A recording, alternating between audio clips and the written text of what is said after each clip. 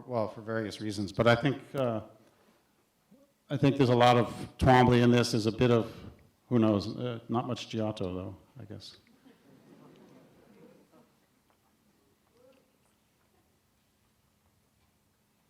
This is called Bay of Naples. It's also enamel on canvas. The funny thing about these paintings is they were painted with absolutely the cheapest paint you could buy from Pearl Paint's house paint section. And I was convinced these were going to peel off in huge strips of paint and crack and turn yellow and discolor, but they're in pristine condition after 30 years. It's amazing to me how that paint, the whites are pure white. There's not a single crack anywhere in these paintings. It's kind of remarkable. I don't know if any of you guys are experimenting with materials, but it's always good to be concerned about what you're using, but I think sometimes we get a lot of, I think there's a kind of we get overcautious sometimes, I think, worrying about what's going to happen to things.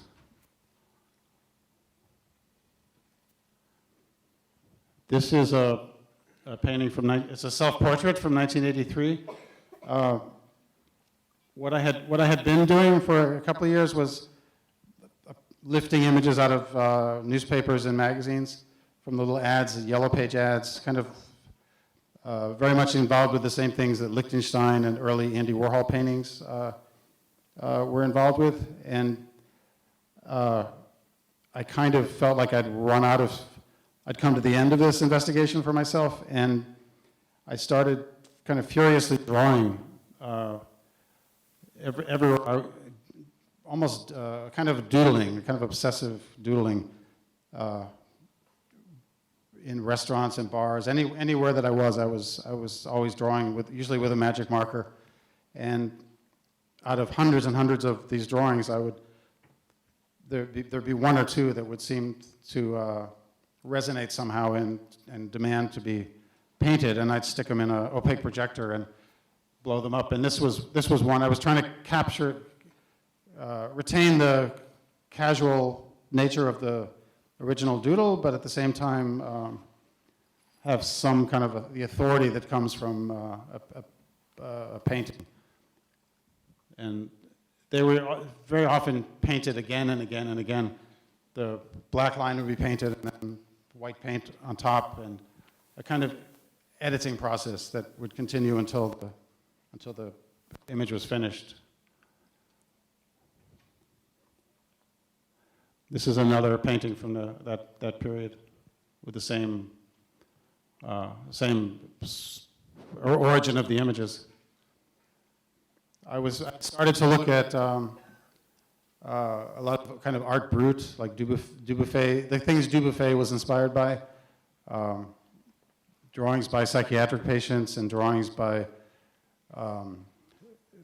not so much children as adolescents, a kind of drawings with the simplicity of the untrained, but with a kind of psychological undercurrent.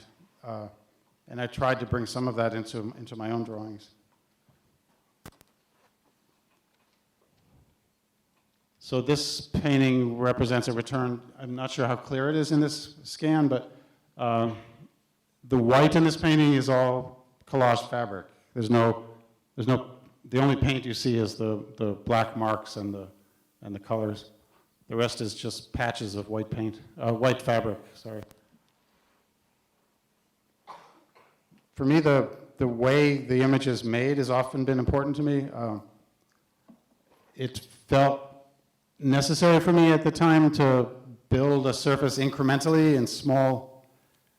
You can get a big brush and a big bucket of paint and paint a white field, but to build it up like a mosaic with small bits of cloth, to me, I don't even know what, it was partly about doing it. There was a real satisfaction in gluing shit up, just gluing things. It's hard really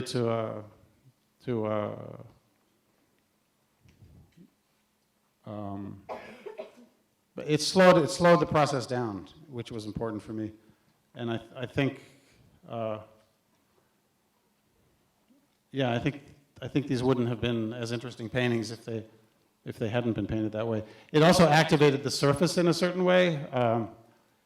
Anytime you're gluing things onto a surface, you end up with a relief. You end up with a sense of kind of almost archaeology. And it becomes harder to predict what's going to happen with a line when it's not a smooth, perfect surface. So this is pretty much every painting I've painted since this period, which this is sometime around 1985, has in one way or another used this collage aspect as a way of building, as a way of editing the painting once it's in progress.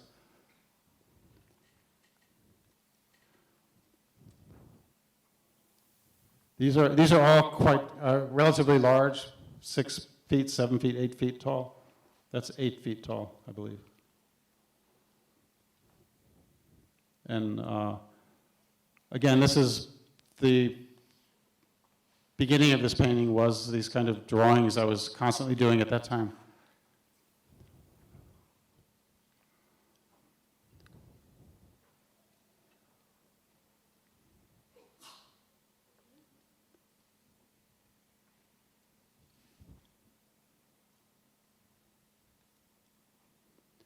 So this is a painting, it's, I think it's 10 feet by 28 feet, something like that. It's quite large. It was painted unfortunately it's cropped, so I don't even know what year it was, but it was painted for a show called the Monumental Show. Someone took an old factory in Brooklyn and with enormous spaces and gave everyone a 30-foot long wall. And I painted that for the Monument Show, and it's been rolled up ever since, but we did get this one photograph. But this is, in this case, the collage is not that obsessive, but you can see patches.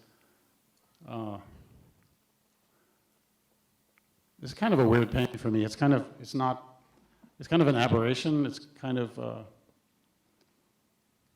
I'm very fond of it, but it doesn't sort of, I used to look at my work as a kind of logical progression, like the kind of progress of history that the Museum of Modern Art used to have their collection arranged where everything followed everything else. It would begin with an Impressionist, and then someone reacted to Impressionism, and that was the next step, and then there was the next step, and there never seemed to be branches diverting left and right. It was always kind of one thing after the other, and those were the important things, and nothing else was very important.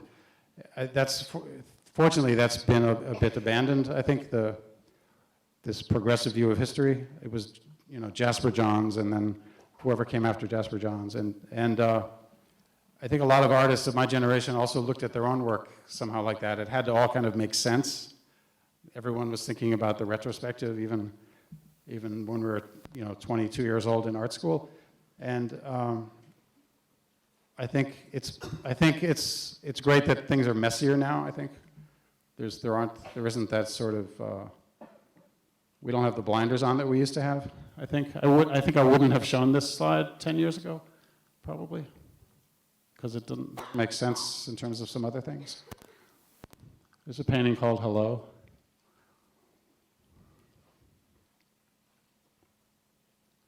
I spent about 6 months doing these yellow paintings, and I've never gone back to them. That's the accordion. I think I called it the music lesson. I did a whole bunch with this kind of awful saturated yellow that I've never used again.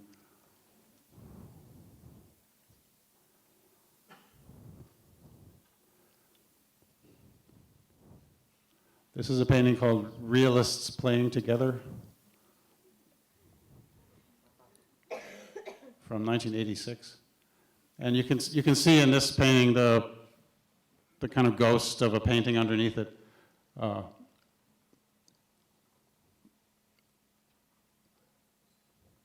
It was pretty important to me at that time that people could see that I would at this point I would sometimes spend a year and a half on a painting, and partly because just the pace of exhibitions was slower. I didn't have to get them out the door as quickly as I may have had to later.